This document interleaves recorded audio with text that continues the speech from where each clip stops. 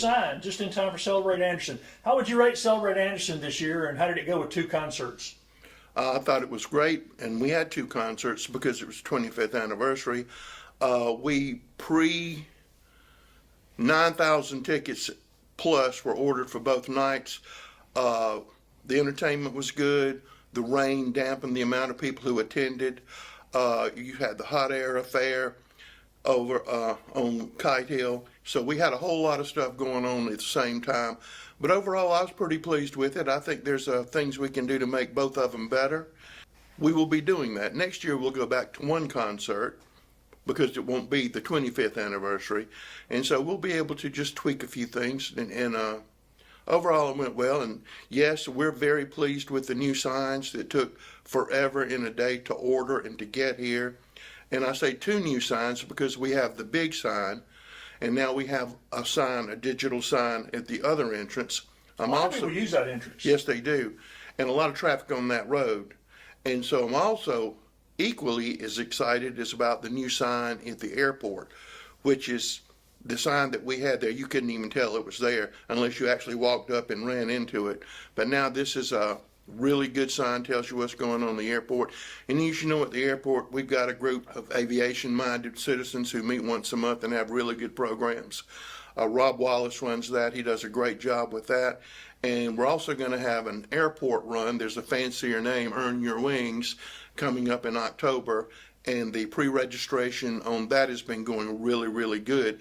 They're actually going to race around the airport, and we're going to have, all credit on this goes to Brett Garrison, the airport manager. We're going to have static displays and all kinds of stuff and people jumping out of planes. So it's going to be a run, but it's going to be a run plus.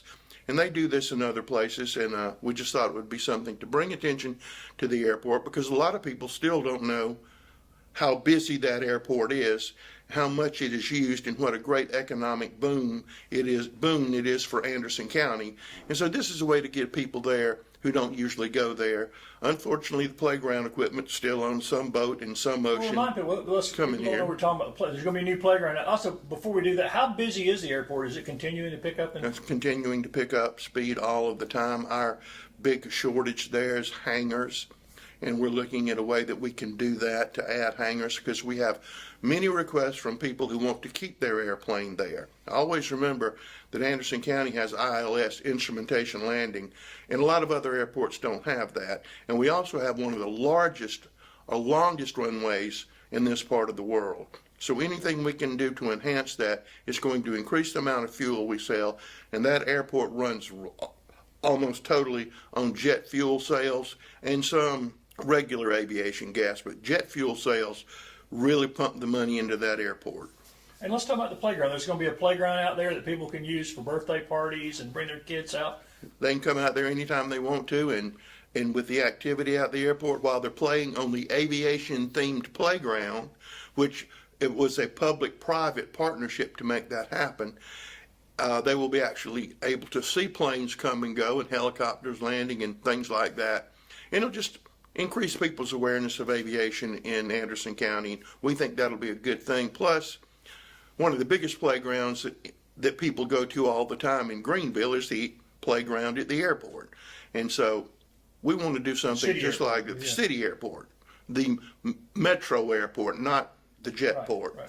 So that's what we're trying to do, and we're going to do it. We've already paid for it. We're just waiting for it to come in. So it's just waiting on the equipment now. Well, not far from the Civic Center, we were talking about the county. I guess one of the big things, county broke ground on a new $83 million detention center, and the dirt's already being moved. We've talked about this a good bit in the past, but just remind people really quick why this is so important to law enforcement and to the county. Well, it's so important because our jail holds around 250 people now, and oftentimes we get 400 people in that jail, and that's not good for the people who work at the jail, our detention officers. It's certainly not good for the inmates. 80% of them, probably more, haven't even been to trial. It certainly doesn't help people who have mental health issues when they go there. It's not going to be a place where they can get better, even though we've increased the number of psychological testing and support. We've increased that, but we just don't have a place to do it well. So in the new detention facility, we will have a place where people can be seen in private, talk about things. A lot of other things we're doing, as you well know, with opioid money, you can get a scholarship to go to Shalom or other places to get treatment. Won't cost you a dime. So this building is really more than just a building. It's a new attitude and a new way to try to keep people from coming back. Is it going to be a luxury resort? It is not going to be a luxury resort. I promise you that. The other key thing on this is that the infrastructure is already going to be placed in case that jail ever has to be expanded. We won't have to go out and build a new dining room. We won't have to do all kinds of electrical and stuff like that. That base will already be there from this build. So, and yes, you can go out there right now, and they're working just about every day out there to build that jail, which is still going to take 20 months, 21 months to build. And this was not something the county council just decided, well, that'd be a good thing to do. We had to do this, right? Well, we had to do it, but council formed about 5 years ago the Criminal Justice Coordinating Committee, and one of the number one recommendations, and this was made up of citizens and people from various agencies, you had to do this to quit doing what we were doing. And was there always a possibility that the feds could come in and tell you, you have to build a new prison? Absolutely. That's a real thing. That's not just something that people say because it sounds good. So, council's doing the right thing. They're doing a really great thing. But I can assure you that nobody ever gets excited about building a new jail. You don't get big crowds over there saying, boy, this is the greatest thing we've ever done to spend this amount of money to build a jail. It's one of those things you have to do. We have a lot of sewer projects going on that we're working on. We dedicated the Anderson County, Pendleton, Clemson wastewater treatment plant. That construction has begun to expand the capacity on that plant that was, off the top of my head, 40 years old. You can imagine the treatment systems used 40 years ago are not as up to date as the treatment system used today. And that water goes into Lake Hartwell. For me, I want that water, that septic, to be, when it's returned, as clean as humanly possible. This new plant will do that, so it will have a big environmental impact, not only on disposal, but what goes into that lake. And also it will allow for the growth that's occurring in that area, in the Pendleton, Clemson area. It will be able to handle that. And will it also enhance the potential economic development for that area as well? It will enhance economic development opportunities for that area, yes. The county also just recruited a new company with jobs paying somewhere between $80,000 and $150,000. Yep. Primarily aimed at engineering. How quick will they be up and running? Very, very quick. This is a research and development operation for a company that everybody in the world knows. They have retail operations here in Anderson County right now, and they want to, and it's a family-owned company, and they want to take what they make now, and they want to increase it, the quality of it. And so we're so proud that they selected Anderson County to do that, because walking in the door making $80,000 a year is not a bad deal. And so we're very excited about that. And they are up and running now in a temporary headquarters, but we expect that to grow tremendously in the number of people they hire and what they're going to be able to do. So it's another research and development facility here in Anderson. Another thing that didn't get a lot of attention was the $470 million expansion at the Rainey Generating Station. Why is that such an important investment? Schools need industry to grow, to have a steady source of income. This $467 million is probably going to add a few jobs, but all of that is going to have a tremendous impact on School District 3. And that's what we're so excited about. And we're excited about other future developments there. That cogeneration plant, which near a gas line, they generate electricity. And one of the biggest problems in the United States right now that I've talked to you about and other people, in the old days when you were doing economic development, the first two things on there were water and sewer. On a request for information now, the number one thing is electricity availability and how many times does it go out. That is a big deal. So it's going to increase the capacity, and we have several other opportunities that are going to make our electrical grid in Anderson County stronger. We're excited about that. We haven't talked about this lately, but has there been any real updates on the hydrogen fuel cell work at Bosch? None that I haven't received any. After we had that announcement, I know that they're working hard on that, and I know there are even some people, and theirs is for long haul trucking is what they're looking at. But that's a very exciting technology, and I was looking the other day, they're actually running some cars, not here, across the country on hydrogen. That's pretty cool, because you know what the waste product from hydrogen cell operations are? Water. And I think Bosch has said that's what they're looking to. I mean, BMW said that's what they're looking to in the future. I think a lot of people are going to jump off of electricity. I really do. I think there'll always be a place for it. But I think hydrogen fuel cell is really going to be the future. We're about to give birth to another company, an air conditioning company, and they're looking for a place to go start their operations. And the reason they're here is because we had that soft landing opportunity, and they're grown up and they're selling product, and they're anxiously looking for some place to build a plant. Another thing that we're looking at is a test kitchen that we're doing in association with the state agency. We're still in the early stages of that. We hope that's going to work. But you have other companies that are doing things in there, and you have some existing companies here that are using it for storage and small assembly. So we're full. That's what we want to be full, and it's going to continue to pay dividends for Anderson County forever. How big is that facility building wise under roof? The whole building is 550,000 square feet under one roof. So there's room up there still. It's filling up very quickly. The developer is still working on the Equinox site, but I haven't had an update in about 2 months. And that a lot of that's still dependent on the textile tax credit. Is that? Absolutely. It's what all of the old mill developments depend on is the textile tax credit. I was happy to see that the state even went further on their abandoned buildings tax credit, which is putting a lot of dead buildings back into operation. That is a good piece of legislation, and South Carolina is the only state that does that. But you're taking places that people wrote off, but with that tax credit available, they can bring them back to life. So you're optimistic the Equinox is going to get some movement? I'm optimistic about that. How about funding for demolition of blighted housing? I know y'all approved some of that. That list seems to continue to grow. The list always continues to grow, but we got some nice infusions thanks to Mike Gamble for Honeypath and for Belton. I think both of those total around $700,000. So we don't have that money yet. That money will probably come in the end of September, the 1st of October. That's when it usually gets here.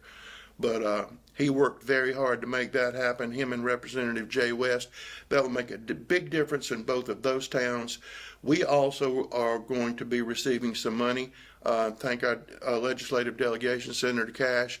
And so we're going to be able to tear down more houses than we have in the past. And as I've said here many times, tearing down a house makes people happy because a lot of them, they turn into drug houses. They drive the neighborhood values down. And so it's just a good thing when we're able to do that. I mean, we were talking about some fresh ones that just came available, like one particularly in Homeland Park that burned about 2 months ago. So we're now, after the dust has settled, we're doing everything we can to make that house disappear. And it's right there on the main line in Homeland Park. So we're excited about that. That's going to do a lot of good for a lot of people. That can be the beginning to a community bouncing back a little too, right? Well, it can, but if you will notice, most everybody, they focus on these large subdivisions. And that's true. There are a lot of subdivisions and people want to move to Anderson County. There are a lot of subdivisions in the upstate. But if you will notice around the city of Anderson and other areas in our county, that infill is taking place. And probably half a mile from where we are, there are 4 houses under construction from the old courthouse. And they're going into lots that have either been cleared because of demolition projects or they were just left. And you have builders, and these aren't big builders, but they're coming in and buying these lots and putting houses on them. And why is that good? Well, the water and sewer is already there. They don't have to have that expense of building a sewer line, a water line, or running electricity. It is already there. And there's some nice houses going up that are affordable, and we're excited about that. Infill is a good thing. And it's growing. and it's growing. Well, speaking of the historic courthouse, it's really starting to look good. Think the repairs will be done before the end of the year? I'm hoping everything will be done by Christmas if it doesn't rain. They were hammered with rain, something terrible. You can buy one of the roofing tiles from the top of the old historic courthouse. They're for sale at the Anderson County Museum, and they all of the proceeds from those tile sales go directly to the Anderson County Museum to enhance exhibits that they already have, like the Veterans Monument. Also purchase some new exhibits. Well, it seems like every time we talk, there's another zoning story, and there was a zoning sort of taking center stage in this past month with a 249 unit proposed trailer park in Star being pulled by the developers after pretty major public outcry and opposition. Do you think things like this will get more parts of the county to consider asking county council for zoning? From the people reaching out to us, yes. And people always need to remember that while we cannot advocate one way or the other, we will absolutely go anywhere in the county at any time and explain the process and assist you in that process, because you know it's generated by the people in a census district. It could be 2 census districts, it could be 3, whatever. But they have to do the petition, 15% of the people in there for it to go on the ballot.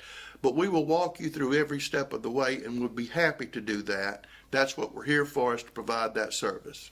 You think that kind of zoning would have a potential impact for economic development moving forward? If we get I think good zoning goes hand in hand with economic development. I don't see a problem with that. We haven't talked about paws much lately. I know it's been another challenging year, had to taking in more abused animals that were taken in an already busy shelter. Have you heard any updates from out there? We're wide open. We're spaying and neuter as much as we can. We're taking in animals. If you can't keep your animal because you can't feed it, we will provide the food necessary for you to do that. We have a very dedicated staff. They work themselves to death. It's probably one of the hardest places to work in Anderson County. We encourage people to adopt. If you can't adopt, at least help us by doing a foster. Also want to say nice things about the Anderson County Humane Society. They do good work. The county funds them, I think. It's $25,000 this year, but if more is needed, the council's willing to do that. But we have a huge animal problem. It doesn't seem to be getting any better. And I mean, if you want your animal spayed and neutered, you can find a way to do it. We will help you do that and be happy to do that, because that's part of the problem. And They even help low-income seniors that can't afford but they want an animal to help them. we will with help you. everything. We will help you do that, so you will have a companion. Everybody on that council is a huge animal lover, and so they're going to go the extra mile. And if people can't adopt or foster, how can they help? What else could they do? Well, we receive a great many contributions, donations every month that allows us to do things like this. So we can take that money that people have donated and buy dog food. And naturally, we get special breaks sometimes on dog food and cat food and things like that. So we will take your donation and help somebody in the community with your situation. And the dog park seems to have been everything everybody hoped for, right? It's everything everybody hoped for. It is aided in adoptions. It makes the animals healthier. It's pretty, and it's a nice place to go. I've seen birthday parties out there and stuff. Yeah, and they're probably getting ready for the largest Halloween bash Yeah, all you haven't been out around. to that. There's a If lot. you haven't been out to that, you've missed something, and you better Seeing get ready. dogs with costumes on too. And all the staff. Yeah. And you better be prepared to wait in line for that candy. Yeah, you be patient if you go to Be that. patient. In 57 days, Anderson County voters will make one of the most crucial decisions probably in the county's history when they vote on a proposed referendum which would put in place a 1 penny sales tax which would be used exclusively for roads and bridge repair and maintenance. If approved, it will be the first time in the county's history there's been a reliable economic engine to take care of the 1,550 miles of county-owned roads. And of course, the funds would also be used to help municipalities, and several mayors have already told me they support the effort. Groceries are excluded from this proposal. What will it mean for this county going forward if this thing is approved? It would probably give us the best roads in the state of South Carolina, or at least as good as some of those in some of the other counties who have passed this. And I also want to point out that for the towns, those roads will be selected by the mayors and the town councils. That's who will tell us what roads to be paved. But I think one thing that is very important to mention is that this is going to help us with school safety. It is going to be a big amount of money to help with the school safety, roads near schools, things we need to put in, turning lanes and things like that. I think it's going to be a way that the county can help make the schools safer places to go, and that's a big, big part of this. EMS safety as well. There's 57 bridges right now that a fire truck can't cross and a school bus can't cross. Absolutely. So Absolutely. And this would probably give the county to start with $35 million a year. It would only last for 7 years because then it goes off by law. When somebody says, I've never seen a tax go off, well, this one goes off after 7 years. Then the people of Anderson County, if they want to, can vote for it again. But the council can't put it back in place. The people do. Yes, anybody that buys stuff in Anderson County will pay for it, but in addition to that, everybody who visits Anderson County, in which a whole lot of people visit Anderson County, we expect 30% of that money to come from people who don't live here. You had the first football game at Anderson University. Were there a lot of people from Anderson, South Carolina there? Yes, but there were a lot of people not from Anderson County, South Carolina there. You had Clemson that night. You had a lot of people staying in Anderson County that night who don't live here, but they certainly, all of those people spent a whole lot of money, and that money would have stayed here to help us maintain our roads. well, the big Ruckus Country and then the Bassmaster stuff, those people all spend money here. That They would go all towards our spend money roads. here. All those people spend money here. Where would it leave the county if this doesn't pass? Then we would continue to do the best we have, best we can with what we have. Council doesn't want to raise millage. They don't want to put that burden on people. They haven't raised it in 16 years, except for 1 year they raised it 1 mil. They took it off the next year, and they don't want to put a vehicle tax on people. And that's why they want the people to decide, not them. Here's the option. People say, well, I'm against it. And people can be against it. This is America. You can be for something and against something, but that's what it is. And that money would be audited separately, and you would be able to see what was happening and where it was going and when it was done. And the list of roads that are going to be fixed? Every last one of them. And council members are going to be doing education meetings in their districts to help voters understand before they vote, right? They can provide information. They can't advocate. They can tell straight facts. But I don't think a lot of people have the information, but they are going to have meetings though, right? Won't be from council members unless it's part of a larger meeting discussing something else, because the county cannot advocate. The county can tell facts. Other people have to be advocates or against it. As a point of reference, we are one of the few counties in the state that does not have some economic engine to help fund roads, right? We're one of the few that don't have that. Right. But it also reminds me, and somebody will say that, and some people say, well, good, we don't have that. What's wrong with that? Right. But you got a road Yeah, situation. those people don't drive the roads very much. No, but I can tell you that good roads will decrease the amount of money you spend buying tires and other things for your automobile. Yeah, I think we've talked about that. Some of the studies suggest up to $550 a year. I think Michelin did a thing if just having to replace tires and alignments and things like that. The safety factor and those factors come in. As we sit right here, the downtown Christmas tree is going to be 50 feet or more this year for the first time, and we'll see the unofficial lighting in 74 days. Do you have any more holiday surprises? No, but we may have a surprise on what the Christmas tree rests on. Because we have some very smart people who work in facilities. And because of the height it's reaching, we might need a firmer foundation. So look to see something around the Christmas tree site pretty soon, in time for the Christmas tree to be placed on this new and improved foundation. So it'll be even taller. Absolutely. We'll catch up on that.